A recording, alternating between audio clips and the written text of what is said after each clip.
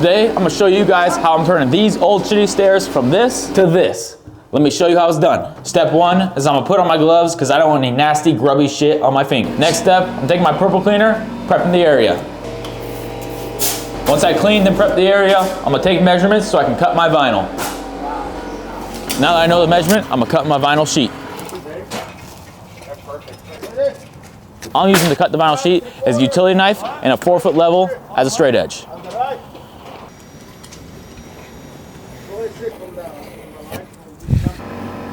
Now that we got it cut, we're gonna dry fit it, make sure it fits. We dry fitted it and it fit great. Now we gotta attach it to the stairs. So what I'm using to attach the vinyl to the stairs is this vinyl backed adhesive.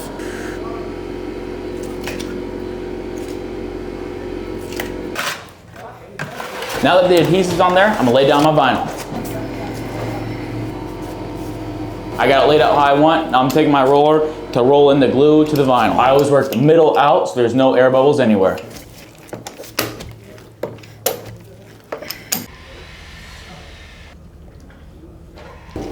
You always gotta have a good job site supervisor. Red solo cups, very important.